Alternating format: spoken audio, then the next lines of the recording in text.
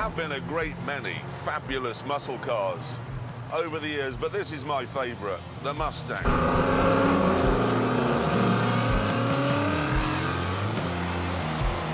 The Mustang was the fastest-selling car of all time, a record that's never been beaten. They sold 22,000 on the first day. This particular example, the GT500, built in 1967, and I cannot think of any car that suits the mood of the moment more perfectly.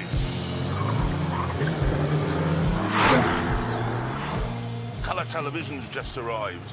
The Apollo space program was just beginning. We were all listening to Sergeant Pepper and Fleetwood Mac and Jimi Hendrix.